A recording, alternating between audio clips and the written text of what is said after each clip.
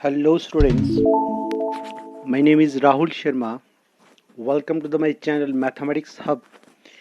तो जैसे कि हम अभी तक बेसिक ही कर रहे थे कंप्यूटर का इंट्रोडक्शन वगैरह, तो उसी इंट्रोडक्शन में हमारे पास आज का जो कंसेप्ट रहेगा वो कंप्यूटर आर्किटेक्चर है। ठीक है, तो कंप्यूटर आर्किटेक्चर क्या होता है, किस तरह से करते हैं, उसमें क्या क्या पढ़ना है, तो वो सारा देखते हैं आज। ठीक है, तो हमारा कंप्यूटर आर्किटेक्ट जो है एक कंप्यूटर साइंस में हम देखते क्या क्या वो देखना है हमने। तो सबसे पहला काम आज आपका हमारा थोड़ा कंसेप्ट देख लेते हैं क्या क्या इसमें। कह रहा है इन computer science computer architect is a set of disciplines that describe the part of computer system and their relationship. Computer science में जो आप कंप्यूटर आर्किटेक्ट पढ़ रहे हो, ये कंप्यूटर आर्किटेक्ट एक हमें डिसिप्लिन्स के बारे में बताता है और पार्ट्स ऑफ कंप्यूटर के बारे में और उसके रिलेशंस के बारे में हमें बताता है। कंप्यूटर आर्किटेक्ट जो है ये डील करता है with the functional behaviour of the computer system as viewed by the programmer. ये डील करता है फंक्शनल बिहेवियर के साथ, कंप्यूटर के फंक्शनल बिहेवियर के साथ जब प्रोग्रामर इसे व्यूड करेगा। आगे है it can also be described as the logical structural of the system unit that housed electronic component, and the computer architect form the backbone for building successful computer system।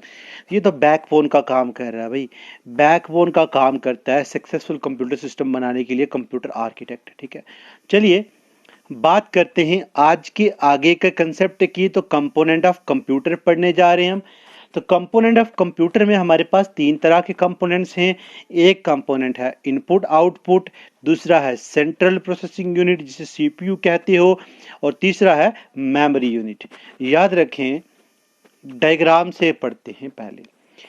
तो input output तो आपके सामने है, ये बाहर वाले unit हैं। एक से इनपुट करेंगे डाटा कंप्यूटर के अंदर, दूसरे से आउटपुट निकालेंगे, बाहर निकालेंगे। ठीक है, याद रखिए, मतलब इन करना और आउट करना। उसके बीच में जो सारा काम करता है वो काम करता है सीपीयू। इसी वजह से इसे ब्रेन ऑफ कंप्यूटर कहते हैं। इसके बारे में भी डिटेल में पढ़ेंगे आज की वीडियो में, लास्ट तक बने रहें। और अगर आज आप पहली बार मेरे चैनल को व्यू कर रहे हैं तो प्लीज़ सब्सक्राइब करें, शेयर करें, कमेंट करें, लाइक करें, आपके डाउट्स क्लियर करूंगा। तो सीपीयू की बात करता हूं। सीपीयू के अंदर तीन पार्ट्स आते हैं, इसके तीन पार्ट्स हैं, तीन यूनिट हैं। एक है control unit, arithmetic logic unit, register. ठीक है, देखिए पहले इनपुट जाता है सीपीयू के अंदर। ठीक है, उसके अंदर उस तीनों ऑपरेशन उसके ऊपर ऑपरेट करेंगे।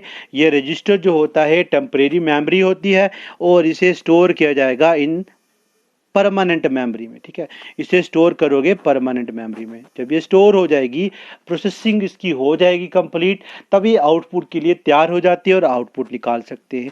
आई होप आपको समझ आया होगा इनपुट डाटा को, इंस्ट्रक्शन को इन करने के लिए कंप्यूटर के अंदर। और फिर सीपीयू का काम है, सीपीयू उसको पूरा प्रोसेस करेगा, प्रोसेस करके उसको स्टोर करेगा मेमोरी में।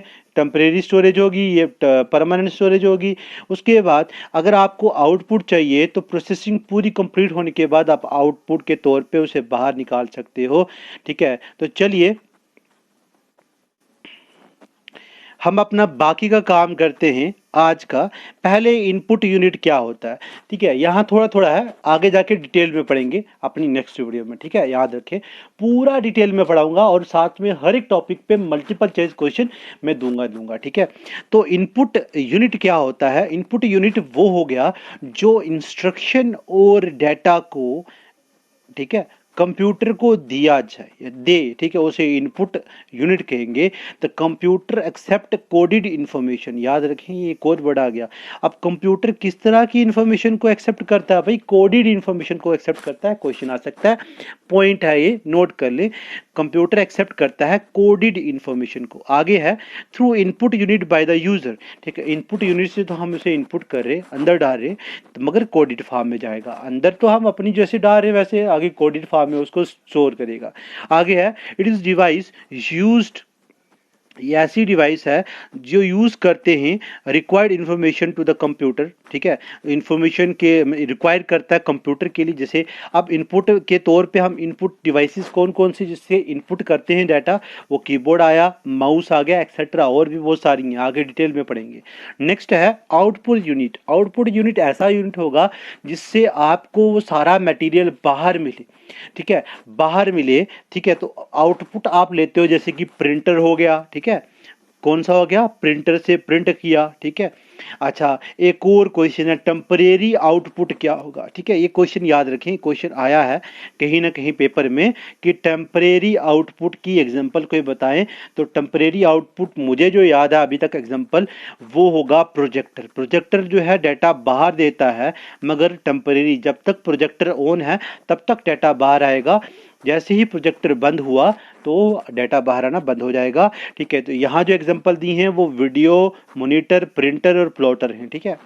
तो output unit send the processed result to the user, ठीक है, यूजर को भेजना, यूजर के पास में देना, डाटा आउटपुट में लाना, ठीक है। तो it is mainly use to display the described desired result to the user as per input instruction.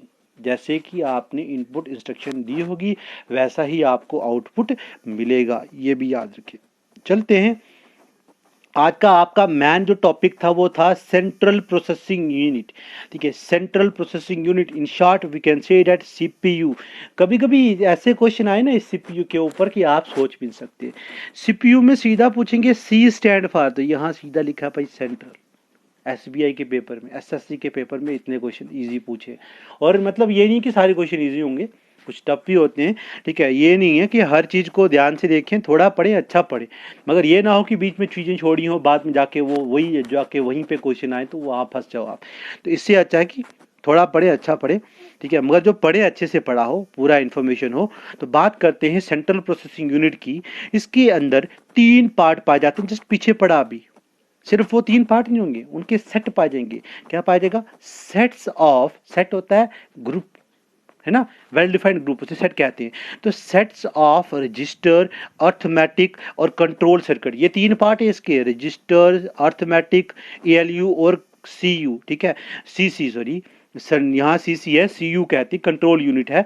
ये तीनों पार्ट्स ऑफ सीपीयू हैं, इसके सेट्स पा जाते हैं अंदर। ये सारा काम सीपीयू के अंदर, जितना भी सीपीयू काम करता है वो यही तीनों मिलके काम करते हैं। ये तीनों के तीनों इकट्ठे मिलकर काम करते हैं, work together, interrupt and execute instruction in assembly language. तो ये इकट्ठे मिलकर काम करते हैं, जो भी असेंबली लैंग्वेज वगैरह आपके पास आएगी, इसके फंक्शन क्या है।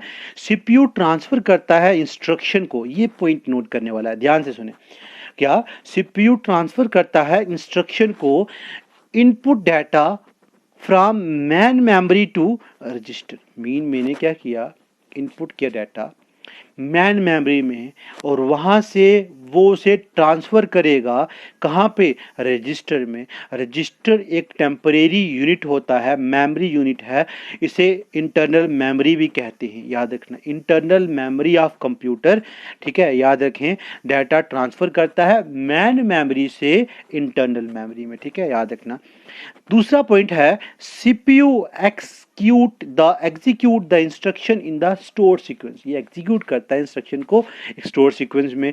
तीसरा पॉइंट आपका इंपॉर्टेंट आज का है, व्हेन नेसेसरी सीपीयू ट्रांसफर, जब जरूरत होती है, सीपीयू ट्रांसफर करता है आउटपुट डाटा रजिस्टर से मैन। अभी जस्ट पीछे पढ़ा आपने, यहाँ पर पहले तो मैन मेमोरी में से ट्रांसफर किया जाता है डाटा को, किसकी तरफ, रजिस्टर की तरफ, किसकी तरफ, रजिस्टर की तरफ। आई होप आपको दिख रहा होगा, ठीक है। दूसरा काम, जब जरूरत पड़ती है तो रजिस्टर से वापस डाटा जाता है मैन मेमोरी, और देन आउटपुट होता है, याद रखें आप, ठीक है, याद रखना। जैसे कि डायग्राम में पढ़ते हैं, चलो डायग्राम में क्या देखा था आपने कि आपने इनपुट दिया, ठीक है, इनपुट में से मेमोरी यूनिट के अंदर डाटा गया, मेमोरी से जाएगा रजिस्टर के पास, किसके पास जाएगा, रजिस्टर के पास, रजिस्टर वापस इसको ले जाएगा कहाँ पे, मेमोरी में, और मेमोरी से डाटा आउटपुट जाएगा, इस तरह का कुछ का था। चलिए नेक्स्ट कंसेप्ट आपका, ठीक है, ये हमारा हो गया। अब बात करते हैं सीपीयू के बारे में कुछ और, क्या क्या है सीपीयू, किस तरह से काम करता है। कह रहा है सेंट्रल प्रोसेसिंग यूनिट जो है ये ऑफ्टन इसको हम ब्रेन ऑफ कंप्यूटर कहते हैं, पीछे बता चुका हूँ ब्रेन ऑफ कंप्यूटर क्योंकि पूरा ब्रेन की तरह काम करता है कंप्यूटर में। CPU is the fabricated as single integrated circuit IC, ठीक है, ये फैब्रिकेटेड एक सिंगल इंटीग्रेटेड चिप में रहता है और इसी चिप को आप माइक्रो प्रोसेसर कहते हैं। इस पे भी बेस्ड क्वेश्चन आया, इंटीग्रेटेड सर्किट चिप, उसे आप माइक्रो प्रोसेसर कहते हैं। क्या बोलते हो? Micro processor. सीपीयू कंट्रोल करता है, क्या कंट्रोल करता है? इंटरनल एक्सटर्नल डिवाइसेस को, mean input devices as well as output devices. इसके अंदर भी एक चीज बैन पाई जाती है, इसे मदरबोर्ड कहते हैं। पूरा काम वही करता है, याद रखें। और ये परफॉर्म करता है अर्थमेटिक और लॉजिक ऑपरेशन। आप पूछोगे कैसे? अब बात आती है एएलयू की। अर्थमेटिक और लॉजिक ऑपरेशन वही परफॉर्म करवाता है। सीपीयू कंसिस्ट 3 मैन यूनिट, अभी पढ़ा है, एएलयू, कंट्रोल यूनिट और रजिस्टर। ये तीनों के तीनों अभी आप पढ़ने जा रहे हो तो आपका सीपीयू कंप्लीट हो जाएगा फुल डिटेल में। पहला आता है जी आपके पास अर्थमेटिक एंड लॉजिक यूनिट। क्या होता है? जस्ट थोड़ी देर पहले मैंने बताया कि अर्थमेटिक लॉजिक यूनिट, अर्थमेटिक नाम से है भाई, अर्थमेटिक और लॉजिक ऑपरेशन को परफॉर्म करने वाले को आप क्या कहोगे? ALU, mean arithmetic logic unit, याद रहेगा। ठीक है, कह रहा है the arithmetic logic unit contain the electronic circuit. ये भी पॉइंट है कि इसके अंदर क्या पाया जाता है? इलेक्ट्रॉनिक सर्किट पाया जाता है जो एग्जीक्यूट करता है, परफॉर्म करता है अर्थमेटिक और लॉजिक ऑपरेशन अवेलेबल डाटा पे। जो डाटा आप इसे अवेलेबल कराओगे उस पर ये काम करेगा। अब बात करते हैं बाकी की। यार ये कैलकुलेशन, अर्थमेटिक कैलकुलेशन क्या करता है? अर्थमेटिक कैलकुलेशन करता है एडिशन, सब्ट्रैक्शन, मल्टीप्लिकेशन, डिवीजन, जितने भी हैं, logic circulation, lesson greater than, and और एक्सेट्रा, इक्वल टू, ये सारे फंक्शन परफॉर्म करवाता है। ठीक है, डिटेल में है, पढ़ लें मज़े से। ठीक है, अगर आपको इसकी पीडीएफ चाहिए, ठीक है, तो आप कमेंट करें तो मैं वो भी प्रोवाइड करवाऊंगा। आगे है logic unit perform comparison of number, letter, special character. Logic unit के अंदर परफॉर्म करने के लिए आपके पास नंबर्स पाए जाते हैं, लेटर्स पाए जाते हैं, स्पेशल करेक्टर पाए जाते हैं। ठीक है, एएलयू जो है uses register to hold the data that is being proceed. ये रजिस्टर करती है डाटा जो प्रोसीड करने के लिए काम आता है। अब बात करते हैं रजिस्टर क्या होता है। रजिस्टर मैंने कहा था एक स्पेशल पर्पस की high speed temporary memory unit है, पीछे बड़ी बार पढ़ चुका हूँ मैं। ठीक है, तो मैंने क्या कहा? ये टेम्परेरी मेमोरी, हाई स्पीड वाली टेम्परेरी मेमोरी यूनिट है, याद रखें, और स्पेशल है। ठीक है, स्पेशल पर्पस के लिए यूज करते हैं। Register are not referenced by their address but are directly accessed and manipulated by the CPU execution। ये भी इसको भी मैनिपुलेट करता है भाई। कौन करता है? CPU करता है directly. And essentially they hold the information that the CPU is currently working on. मैंने कहा ना टेम्परेरी, हाई स्पीड और टेम्परेरी, मीन हाई स्पीड में काम कराएगा कंप्यूटर से। और दूसरा, जो अभी आप काम कर रहे हो, जैसे आप टाइपिंग कर रहे हो तो आपने वो डॉक्यूमेंट सेव नहीं किया, जो आप लिख रहे हो उसे आपने सेव नहीं किया, तो ये उसको तब तक सेव करके रखेगा जब तक आपका शट डाउन नहीं हो जाता। शट डाउन हो गया तो ये रिमूव हो जाएगा। टेम्परेरी है, स्टोर कर दिया तो परमानेंटली स्टोर हो गया। तो याद रखें, register temporary high speed data को स्टोर करता है, हाई स्पीड से डाटा को स्टोर करता है मगर टेम्परेरी। ठीक है, चलिए, और किसको स्टोर करता है? जो जिसपे कंप्यूटर करंटली वर्क कर रहा हो। ठीक है, तो बात करते हैं आगे की। The number and size of register very from processor two processor. Depend करता है कि आप किस तरह का प्रोसेसर यूज कर रहे हो। पॉइंट नोट करें, क्वेश्चन आ सकता है क्या कि किस तरह के, मतलब कंप्यूटर पे किस तरह का प्रोसेसर होता है। तो पॉइंट्स दिए होंगे कोई भी, तो उसमें रहेगा कि डिपेंड करता है कि आप किस तरह का कंप्यूटर यूज़ कर रहे हो, उसका प्रोसेसर किस तरह का, उसके हिसाब से रहेगा। थर्ड वन, लास्ट वन आज का, मतलब जो कंसेप्ट था सीपीयू का, वो था कंट्रोल यूनिट। कंट्रोल यूनिट क्या होगा यार? क्या होगा कंट्रोल यूनिट? सिंपल सा, क्या कि कंट्रोल करना। ठीक है, जो पूरे सिस्टम को, सीपीयू को कंट्रोल करे, ठीक है, जितने भी ऑपरेशन कर रहे हैं उनको कंट्रोल करे, उसे कंट्रोल यूनिट कहेंगे। ठीक है, इनपुट डिवाइसेस आउटपुट डिवाइसेस को कंट्रोल करे। मैं इनपुट कर रहा हूँ और उधर से आउटपुट भी ले रहा हूँ, तो इनपुट आउटपुट दोनों को कंट्रोल करवाएगा। कौन करवाएगा? कंट्रोल यूनिट करवाएगा। आई होप अच्छे से समझ चुके हो। अगला है, it direct the computer to carry out stored program instruction by communicating with the ALU register। ये communicate करता है। बाकी देखो, CU भाई काम करेगा, कम्युनिकेट करेगा किसके साथ, ALU के साथ कम्युनिकेट करेगा और रजिस्टर के साथ भी कम्युनिकेट करेगा। दोनों मिलके काम करते हैं, तो पीछे पड़ा था, ये तीनों मिलके काम करते हैं, टुगेदर वर्क करते हैं। टुगेदर वर्क करेंगे तभी तो CPU काम करता है भाई। चलिए, to maintain the proper sequence of processing data the control unit uses clock input. ये भी थोड़ा सा है, किस तरह का इनपुट यूज करता है, क्लॉक इनपुट यूज करता है। The basic function of the control unit is fetch the instruction stored in the man memory. इसका काम क्या है कि मैन मेमोरी में इंस्ट्रक्शन को स्टोर करवाना, ठीक है। और उसके बाद आइडेंटिफाई करना ऑपरेशन को, ऑपरेशन कौन सा ऑपरेशन कर रहे हो उसको आइडेंटिफाई करना।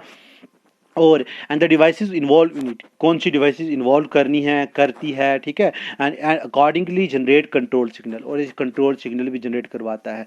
चलिए, नेक्स्ट काम हमारा आज का क्या था, ये माइक्रो प्रोसेसर क्या होता है और आज के टाइम पे कौन सा माइक्रो प्रोसेसर यूज़ करती है, और बाकी भी आज बहुत जम के पढ़ेंगे।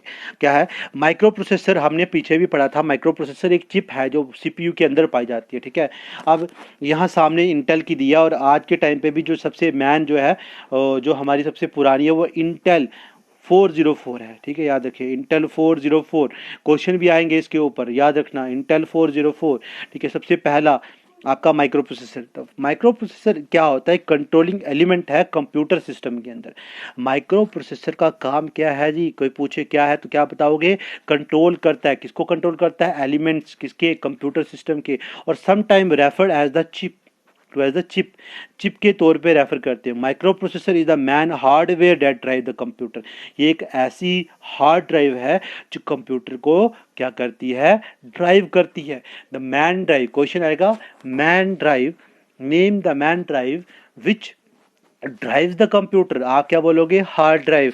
और आपको पूछेगा कि the first micro processor chip was launched by, ठीक है, आर वाज लॉन्च इन, तो क्या बोलोगे, इंटेल 4004, ठीक है, याद रखें। आगे है, it's a large printed circuit board, ठीक है। ये क्या होता है, एक लार्ज प्रिंटेड सर्किट बोर्ड है, PCB कहेंगे शॉर्ट में। याद रखें एब्रीवेशन, नोट कर लें एक अलग नोटबुक पे, क्योंकि एब्रीवेशन भी पेपर में आने के लिए कहा गया है। आगे है, which is used in the all electronic system. ये सारे के सारे इलेक्ट्रॉनिक सिस्टम जो कंप्यूटर के उनमें यूज होता है, कैलकुलेटर में, डिजिटल सिस्टम में। Speed of CPU depend upon the micro processor. किस तरह का, कितना अच्छा माइक्रो प्रोसेसर यूज कर रहे हो उस पर स्पीड डिपेंड करती है, ठीक है, याद रखें। तो Intel 404 was the first microprocessor to contain all the component। याद रखें पहला माइक्रो प्रोसेसर इंटेल 4004 था जिसके अंदर सारे कंपोनेंट पाए गए थे CPU के। एक सिंगल चिप थी विद द 4 बिट बस, याद रखिए क्या थी, 4 बिट बस, बिट बस, ठीक है। तो बिट बस जो है, बस वर्ड आपने पहले कभी सुना नहीं, तो मैं इसके बारे में भी डिटेल में बताऊंगा। बस एक कनेक्शन है जो कनेक्ट करती है, जितना भी कंप्यूटर के अंदर वायर्स वगैरह उनको कनेक्ट करती है, पूरा डिटेल में जाके पढ़ेंगे बस के बारे में। याद रखें एक सिंगल चिप है और जिसमें 4 बिट बस विड्थ पाई जाती है, विड्थ चौड़ाई हुई इसकी। Some of the popular micro processor जो आज के टाइम पे हम जो यूज़ करते हैं पॉपुलर माइक्रो प्रोसेसर, वो इंटेल है, ड्यूल कोर, पेंटियम 4 है, एक्सेट्रा, ठीक है। उसके बाद चलते हैं अगले कंसेप्ट पे। आज के हमारा नेक्स्ट कंसेप्ट है भाई, क्या था कि मेमोरी क्या होती है, ठीक है। अभी तक हम मेमोरी मेमोरी पढ़े जा रहे हैं, तो मेमोरी होती क्या, क्वेश्चन अराइज हुआ। तो चलिए, मेमोरी यूनिट क्या होता है, मेमोरी जो इंस्ट्रक्शन डाटा जितना भी आपने कंप्यूटर को दिया वो स्टोर कहाँ होती है, कौन स्टोर करती है, मेमोरी यूनिट स्टोर करता है, ठीक है, CPU के अंदर। ये CPU के साथ में ये इंटीग्रल पार्ट होता है, इंटरनल मेमोरी में जो स्टोर होगा तो इंटीग्रल पार्ट आ गया। तो याद रहेगा, memory is that part of the computer which hold data and instruction. जो आपने डाटा और इंस्ट्रक्शन कंप्यूटर को दी वो होल्ड करेगा, ठीक है। Memory is an integral component of the CPU। याद रखिए मेमोरी एक इंटीग्रल कंपोनेंट है। The memory consist 2 parts, primary memory and secondary memory. आप पूछोगे जी ये प्राइमरी क्या होता है और सेकेंडरी मेमोरी क्या होता है, चलिए इसी पे बात करते हैं। देखिए, प्राइमरी मेमोरी, इसे मैन मेमोरी भी कहते हैं, याद रखना ये भी आ सकता है। Primary memory is also known as main memory of the computer. क्योंकि कंप्यूटर पे जब क्वेश्चन पूछता है कभी कभी बहुत सिंपल पूछे और कभी कभी बहुत डिफिकल्ट क्वेश्चन, इसलिए बने रहे वीडियो के साथ लास्ट तक देखिए। तो प्राइमरी और मैन मेमोरी जो कंप्यूटर की ये यूज्ड होती है to store the data and instruction of during execution of the instruction. जब हम इंस्ट्रक्शन दे रहे हैं कंप्यूटर को, इनपुट दे रहे हैं, ठीक है, तो वो इनपुट स्टोर होगा, वो डाटा स्टोर होगा मैन मेमोरी में। मैन मेमोरी मतलब प्राइमरी मेमोरी में स्टोर होगा, ठीक है। अब बात आती है, ये दो तरह की होती है, रैम रोम। बचपन से सुना होगा, पढ़ा होगा कहीं ना कहीं, रैम और ROM, random access memory, read only memory. चलिए इनके बारे में देखते हैं और इनकी भी टाइपों के बारे में देखेंगे। पहला आपका है random access memory. Random access memory क्या होता है, ये क्या होती है, it directly provide the requirement information by the to the processor. ये डायरेक्टली हम इंफॉर्मेशन प्रोवाइड करते हैं प्रोसेसर को, डायरेक्टली दे दी मैंने भाई इंफॉर्मेशन, किसको, प्रोसेसर को दे दी। रैम एक वोलाटाइल होती है और रोम नो इनवोलाटाइल है, ठीक है, याद रखें। ये रैम क्या होती है, वोलाटाइल होती है, याद रखें, वोलाटाइल मेमोरी है, ठीक है, ये भी क्वेश्चन बन सकता है। अगला पार्ट आपका क्या कह रहा है, इट प्रोवाइड टेम्परेरी स्टोरेज। याद रखें, रैम में स्टोरेज जो रहती है वो टेम्परेरी, जो मैंने डाटा इनपुट में दिया वो टेम्परेरी स्टोर करेगा, परमानेंटली स्टोर नहीं करेगा कि हमेशा अगले टाइम तक के लिए आपके पास अवेलेबल हो, टेम्परेरी स्टोर करेगा, ठीक है। तो रैम क्लासीफाई होता है दो कैटेगरी में, एक static random access memory S RAM, दूसरा आता है डायनेमिक, ठीक है, dynamic random access memory D RAM, ठीक है, याद रखें, ठीक है। चलिए नेक्स्ट आपका आज का काम था कि रीड ओनली मेमोरी क्या होती है। कौन सी, रीड ओनली मेमोरी, रोम कहते शॉर्ट में। याद रखें, रीड ओनली मेमोरी का मतलब ही हुआ जिसपे आप सिर्फ रीड कर सको, चेंज ना कर सको, ठीक है। मतलब कि मैं पढ़ सकूं, चेंज नहीं कर सकता, चेंज कर सकता हूं मगर उसके लिए आपको बहुत सारा खर्च करना पड़ता है, ठीक है। मतलब कि आप खुद नहीं कर सकते, एक बहुत बड़ा जानकार जो हो कंप्यूटर का वो कर सकता है, एक बहुत बड़ा एक मतलब हैकर वगैरह कर सकते हैं, और आप नहीं कर सकते इस चीज़ को। बट आप यही याद रखो, ये सिर्फ पढ़ने लायक है, चेंज करने लायक नहीं है, ठीक है। देखिए ये नॉन वोलाटाइल होते हैं, मैंने पीछे भी कहा था कि ये उसका उल्टा होगा, ठीक है।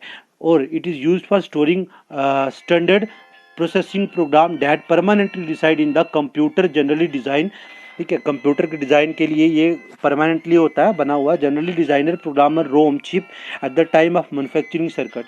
रोम चिप बनती है, डिज़ाइनर प्रोग्राम जो होता है रोम चिप बनाते हैं मैन्युफैक्चरिंग सर्किट के टाइम पे, याद रखिए वो नॉन वोलाटाइल होती है साथ में। आगे चलते हैं इसके ऊपर, it can be only read not written, ये मैं पहले कह चुका हूँ। इसकी तीन टाइप्स है आपके पास, एक आती है प्रोम मतलब प्रोग्रामेबल रीड ओनली मेमोरी, दूसरी है ई प्रोम, ई प्रोम मतलब इरेजेबल प्रोग्रामेबल रोम, ठीक है। इलेक्ट्रिकली इरेजेबल प्रोग्रामेबल रोम मतलब ई प्रोम। ये तीन मैन टाइप इसकी आ गई। आज का आपका ये खत्म हुआ। अब बात करते हैं सेकेंडरी मेमोरी क्या होती है भाई। सेकेंडरी मेमोरी मतलब कि also known as secondary storage और एक्सिलरी मेमोरी, ये क्वेश्चन आया है कभी कभी। Secondary memory is also known as auxiliary memory. Secondary memory को सेकेंडरी स्टोरेज तो आप खुद देख कर लिख सकते हो, ये तो मगर एक्सिलरी मेमोरी याद रखें आप, ये यूज़ होता है स्टोर करने के लिए डाटा और इंस्ट्रक्शन परमानेंटली, मगर ये सेकेंडरी होगा, जैसे कि हार्ड डिस्क हो गया, सीडी डीवीडी एक्सेट्रा, इसमें भी परमानेंटली स्टोर होती हैं। जो भी डाटा स्टोर होगा वो क्या होगा, परमानेंटली स्टोर होगा। आज उसके बाद हम टिटबिट्स पढ़ते हैं, जो मैन हमारे काम की चीज़ हैं। टिटबिट्स में बफर क्या होता है, बफर एक टेम्परेरी स्टोरेज है whether where register hold the data for further execution.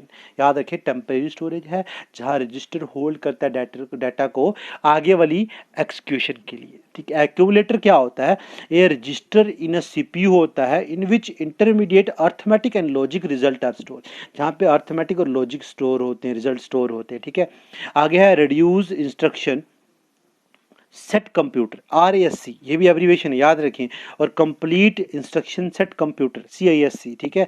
Are two kind of microprocessor, ठीक है, ये दो काइंड्स हैं माइक्रो प्रोसेसर की, classified in the basic of instruction set, जो क्लासीफाई होती है उनकी बेसिक ऑफ इंस्ट्रक्शन सेट पे, तो दो हैं RISC और CISC, ठीक है, दोनों याद रखें, काम आ सकती हैं। आगे है the performance of computer is affected by the size of register, size of RAM, speed of system clock and size of cache. इनके ऊपर डिपेंड करती है कि कंप्यूटर की स्पीड कैसी होगी।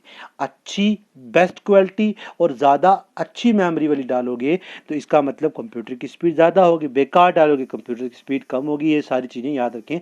Speed of processor is the made in millions. याद रखें, हम प्रोसेसर की स्पीड को मिलियंस में मेयर करते हैं, मिलियंस ऑफ सेकंड पर सेकंड, मिलियंस ऑफ साइकिल पर सेकंड में मेयर करते हैं, या फिर मेगा हज़ार्ड में मेयर करते हैं स्पीड ऑफ क्या प्रोसेसर। ठीक है, बाकी रही बात मदरबोर्ड। कहा था मैंने, मदरबोर्ड भी ले आया हूं आपके लिए। मदरबोर्ड क्या है? Main circuit board contain in any computer, इसे आप मदरबोर्ड कहते हो। It is also known as main board और लॉजिक बोर्ड, सिस्टम बोर्ड और प्लेनर बोर्ड। ठीक है, याद रखें, biggest piece of silicon house in the system, इसमें biggest piece of silicon use होता है कंप्यूटर के मदरबोर्ड पे। आगे बात कर रहा है, all the computer electronic devices circuit सब जो हैं अटैच्ड होते हैं। याद रखना, सीपीयू, रोम, रैम, जो भी चीज़ है सारी इसके साथ अटैच होती है मदरबोर्ड के साथ, डायरेक्टली इनडायरेक्टली। रैम जो होती है एक्सपेंशन स्लॉट पीसीआई, मैंने वही कहा, ये पूरा वही लिखा है कि सारे इसके साथ अटैच होती है और ये सबको साथ में मिलाकर काम करता है। ठीक है, अब बात करते हैं, एक और बस रह गई थी हमारी आज की। तो वीडियो बहुत बड़ी बन चुकी है, फिर भी देख लें पूरी की पूरी। इंटरकनेक्शन ऑफ यूनिट क्या होता है? इंटरकनेक्शन ऑफ यूनिट में CPU send data instruction information to the component inside the computer as well as the peripheral devices attached to it। peripheral होती है जो बाहर वाली devices attach होती हैं इनपुट डाटा के लिए, उसे peripheral कहते हैं। कह रहा है CPU सेंड करता है डाटा इंस्ट्रक्शन इन्फॉर्मेशन हर जगह पे, कंपोनेंट पे, और किसकी मदद से करता है? बस की मदद से, चाहे वो पेरिफेरल डिवाइसेस के लिए ही क्यों ना कर रहा हो। ठीक है, तो कह रहा है ये सारी इंफॉर्मेशन स्टोर होती है, ट्रैवल करती है इसके अंदर, और कौन करवाता है? बस कराती है, बस ट्रैवल करवाती है सिग्नल को। तो following futures and functional of a बस आर एज। तो सबसे पहला फ्यूचर, तो स्टूडेंट्स इंटरकनेक्शन ऑफ यूनिट में हम पढ़ रहे थे कि कनेक्शन कौन करवाता है, डाटा पूरे कंप्यूटर के अंदर कौन सेंड करवाता है? तो बस। कौन करवाती है? बस करवाती है। ध्यान से देखें, सीपीयू सेंड करता है data instruction information to the component inside the computer as well as peripheral, inside and outside, दोनों साइड वो डाटा ट्रांसफर करवाता है। ठीक है, तो अटैच टू इट सारी कुछ मतलब जितनी भी चीज़ें कंट्रोल होती हैं उसके साथ में अटैच होती हैं, उन सब में वो डाटा को ट्रांसफ़र करवाता है। ठीक है, तो मगर बस क्या थी यार? बस आपके पास है, बस is a set of electronic signal pathway that allow information and signal to travel between the component inside and outside। मतलब जो अलो करती है डाटा को इनसाइड और आउटसाइड मूव करवाने के लिए। ठीक है, उसे बस कहेंगे। क्या बोलेंगे? बस कहेंगे। ठीक है, चलिए इसके कंपोनेंट को पढ़ते हैं डिटेल में। Bus is a set of wires used for interconnection where each wire can carry one bit of data. Bus जो है एक इंटरकनेक्शनल वायर्स हैं, और एक वायर क्या? एक wire one bit data transfer करवाती है। ठीक है, कितना डाटा ट्रांसफर करवाएगी? One bit data. ठीक है, तो आप ध्यान से सुने, आगे है, अ कंप्यूटर बस can divided into two man type, internal बस, एक्सटर्नल बस। ठीक है, दो मैन टाइप्स में डिवाइड होती है। उसके बाद इंटरनल बस connect component inside the motherboard, ये कनेक्ट करती है इनसाइडली मदरबोर्ड के साथ कंपोनेंट को, सीपीयू के साथ और सिस्टम मेमोरी के साथ, इसे आप सिस्टम बस भी कहोगे। And the external bus connect the different external devices, peripheral devices, expansion slot, input output ports and drive connection to the rest of the computer. And it is also known as, क्या कहोगे इसे आप? जल्दी बताएं। इसे आप expansion बस कहेंगे। मतलब एक्सपैंड जो बाकी चीज़ों को कनेक्ट करती है, एक्सटर्नल पार्ट को कनेक्ट करे, जो इंटरनल पार्ट के अंदर डाटा सेंड करेगी उसे इंटरनल बस कहेंगे या सिस्टम बस कहेंगे। और एक्सपेंशन बस कौन सी आई आपके पास? एक्सपेंशन बस आई जो आउटर पार्ट में डाटा को ट्रांसफर कर रही है। ठीक है, चलिए आगे है आपका, क्या था कि the command to access the memory or the input output devices carried by the control bus. ये command to access the memory, वो कमांड जो एक्सेस करने में मदद करे मेमोरी में या इनपुट आउटपुट डिवाइसेस में, उसे कंट्रोल बस कहते हो। और जो एड्रेस में करेगी इनपुट आउटपुट डिवाइसेस या मेमोरी में, उसे एड्रेस बस कहते हो। और डाटा ट्रांसफर करवाती है डाटा बस। ठीक है, एक टॉपिक रह गया इसका। ठीक है, तो वो मैं बता देता हूँ मैं साथ साथ में आपका। ठीक है, तो वो था आपके पास आज का इंस्ट्रक्शन फॉर्मेट क्या होता है, ठीक है, और साथ में इंस्ट्रक्शन साइकिल क्या होती है, मदरबोर्ड हम पढ़ चुके हैं, ठीक है। इंस्ट्रक्शन साइकिल होती है कि the instruction cycle represent the sequence of event, कितने इवेंट उनके सीक्वेंस क्या थे, take place and instruction is read for memory and executed, मतलब मेमोरी के लिए कितनी इंस्ट्रक्शन दी, क्या इंस्ट्रक्शन दे रहे हो, वो सारी इंस्ट्रक्शन जो है वो इंस्ट्रक्शन साइकिल के अंदर आएंगी, ठीक है। तो ये डायग्राम देख लें, ये आपको पूरी तरह क्लियर करवा सकती है इसको। आगे है simple instruction cycle consist of the following step, क्या क्या पाए जाते हैं, fetching instruction from the memory, fetch करना इंस्ट्रक्शन मेमोरी से, डिकोड करना इंस्ट्रक्शन ऑपरेशन से, एग्जीक्यूशन करना इंस्ट्रक्शन की, स्टोर करना उसे मेमोरी में, ये था इंस्ट्रक्शन आपका, ठीक है। चलिए इंस्ट्रक्शन फॉर्मेट क्या होता है, कंप्यूटर अंडरस्टैंड करता है मशीन लैंग्वेज को, और मशीन लैंग्वेज बाइनरी होती है, और बाइनरी लैंग्वेज 0 और 1 के बीच में बिलोंग करती है, क्लियर, ठीक है। चलिए, आप computer program is set of instruction that describe the step to be perform for carrying out a computer task. Computer जो प्रोग्राम है ये सेट ऑफ इंस्ट्रक्शन होती है, मतलब प्रोग्राम के अंदर एक कोई इंस्ट्रक्शन नहीं होती, सेट्स होते हैं इंस्ट्रक्शन के, वो परफॉर्म कराते हैं या कैरी करवाएंगे कंप्यूटेशनल टास्क को, and the processor must have to input instruction and data, और प्रोसेसर उसी हिसाब से ये सारा काम करवाता है, इनपुट करना इंस्ट्रक्शन को या डाटा को। Instruction tell the processor what action are needed to be performed on the data, instruction हमें बताता है कि किस तरह का एक्शन हम परफॉर्म करते हैं डाटा पे। And instruction is divided into two man part, operation उसे ओप कोड कहती है, और ऑपरेंड, ये दो मैन पार्ट्स आ गए इसके, ठीक है। चलिए बात करते हैं आगे, द ओप कोड रिप्रेजेंट करता है एक्शन, ओप कोड ऑपरेशन को कहते हैं, ये इंस्ट्रक्शन को बताता है एग्जीक्यूट करने के लिए, और ऑपरेंड हमें पैरामीटर ऑफ द एक्शन बताता है डिपेंड ऑन द ऑपरेशन, ठीक है। चलिए आज का टॉपिक यहीं पे खत्म होता है, ठीक है। आई होप जितना पढ़ा आपको अच्छे से समझ आया, ठीक है। थोड़ा बहुत जो हमारा बच गया वो हम अपनी नेक्स्ट वीडियो में कर लेंगे, ठीक है।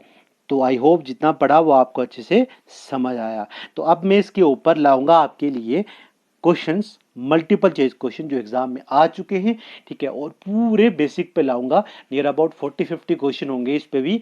तो बने रहें, सब्सक्राइब करें, लाइक करें, शेयर करें। Thank you for watching this video.